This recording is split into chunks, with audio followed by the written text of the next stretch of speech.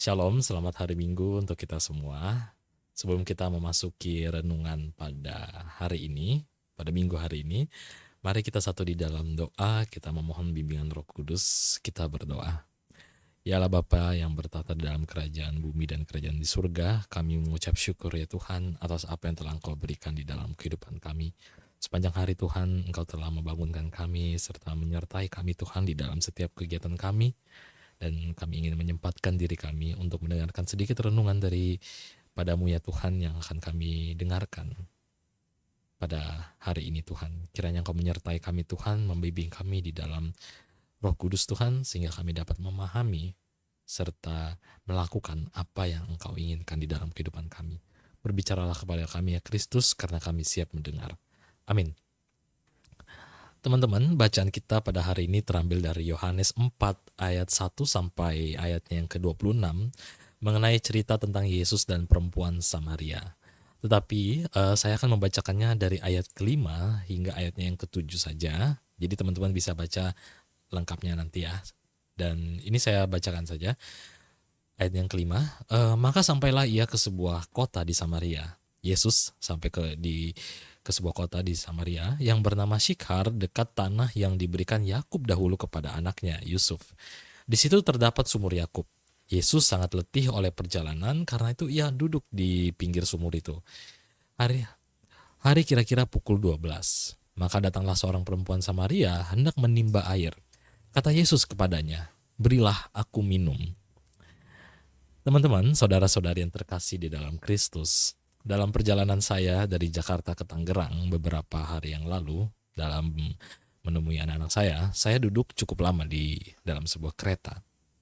Di tengah perjalanan saya, ada seorang bapak tua yang duduk di sebelah saya. Pakaiannya lusuh dan beliau itu bawa karung. Ya, di situ hanya diam. Di depannya itu ada banyak orang yang juga sibuk dengan urusan mereka masing-masing. Ada yang kelelahan dari pekerjaan mereka, ada yang terlihat acuh tak acuh dengan sekitarnya. Semuanya menunggu.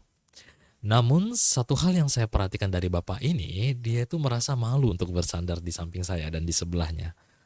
Yang kebetulan juga seorang perempuan. Sampai beberapa menit setelahnya, saya pada akhirnya mengatakan kepada bapak tersebut, "Bapak bersandar saja, nggak apa-apa kok Pak." Saya bilang seperti itu. Entah pikiran saya mengatakan bahwa dia mungkin merasa malu untuk bersandar ke belakang karena dirinya lusuh, bau, atau berbagai hal yang membuat rasanya tidak nyaman untuk bersandar. Tapi tidak ada satupun yang melihat ke arah si bapak tua itu. Dia tidak dianggap ada. Sampai akhirnya saya memutuskan untuk berkenalan dengan bapak itu dengan basa-basi. Sampai pada akhirnya saya tahu nama dan tempat tinggal bapak itu. Saya masih ingat namanya sampai saat ini. Dan waktu kami berpisah di suatu stasiun, bapak tersebut mengatakan sampai bertemu di lain waktu Pak, di lain tempat. Momen itu sangat menggema bagi saya pribadi. Saya merasa kita seringkali mengabaikan seseorang atau mengabaikan sekitar kita. Bahkan melupakan sampai-sampai seringkali kita menganggap orang-orang yang seperti itu tidak pernah ada. Bapak-bapak tadi yang hadir di tengah keramaian dan tetap merasa seperti bayangan. Dia hadir tetapi tidak ada yang sadar akan kehadirannya. Karena dunia ini terlalu sering hanya melihat yang menarik, yang sempurna, yang berhasil. Sementara yang gagal, yang lelah, yang rapuh dibiarkan duduk diam seperti Bapak itu. Di dalam Injil Yohanes pasal 4, Yesus bertemu dengan seseorang yang seperti itu teman-teman. Yaitu perempuan Samaria. Dia datang ke sumur di siang hari, waktu di mana matahari itu paling terik, paling panas. Bukan tanpa alasan, sebab di waktu pagi atau sore tempat itu ramai banget. Banyak orang, banyak gosip, dan dia tidak tahan lagi menjadi bahan omongan. Dia memilih waktu terpanas karena lebih baik terbakar matahari daripada terbakar oleh tatapan yang menghakimi. Lalu di saat itu Yesus menyapanya. Hal ini menarik bukan hanya karena ia seorang perempuan yang di zaman itu tidak lazim diajak bicara oleh laki-laki asing, bukan hanya karena ia seorang Samaria, kelompok yang dibenci oleh orang Yahudi, tapi karena Yesus tahu siapa dia dan Yesus tetap menyapanya. Bayangkan orang yang mungkin sepanjang hidupnya dipandang dengan jijik, disindir, dan dihindari, kini ditetap dengan penuh kasih dan diajak bicara oleh Sang Mesias itu. Yesus bahkan menyebut masa lalunya, bahwa ia sudah punya 5 suami, dan yang sekarang itu bukan suaminya. Tapi lihat, perempuan itu tidak lari. Karena ini bukan teguran yang memalukan, ini pernyataan yang mengandung kasih. Aku tahu siapa kamu, dan aku tetap di sini. Bukankah itu hal yang paling kita rindukan di dalam kehidupan kita, teman-teman? Untuk dikenal dan tetap diterima. Kita semua ingin dilihat apa adanya, tapi seringkali kita justru menyembunyikan diri di balik prestasi, di balik senyum palsu, di balik pencapaian dan topeng pelayanan kita bahkan. Kita takut kalau orang tahu siapa kita sebenarnya, mereka akan menjauh. Tetapi di sini Yesus tidak menjauh. Ia datang justru ketika semua orang itu menjauh. Ia melihat isi sumur yang kosong itu dan menawarkan air hidup. Teman-teman, apa yang dilakukan perempuan itu setelah perjumpaan ini? Di narasi selanjutnya, di ayat selanjutnya, kita dapat melihat bahwa perempuan ini lari ke kota dan berseru, "Mari lihat, di sini ada orang yang memberitahukan kepadaku segala sesuatu yang telah kuperbuat." Aneh bukan? Perempuan itu tidak lagi malu, dia tidak lagi sembunyi. Karena kali ini ia tidak hanya dikenal, tetapi ia dikenal dan dikasihi. Itu yang mengubah hidup. Kita tidak diubah oleh penghakiman. Kita diubah oleh kasih yang tidak bersyarat. Kasih yang tidak menunggu kita rapi. Kasih yang tetap hadir meski kita kacau.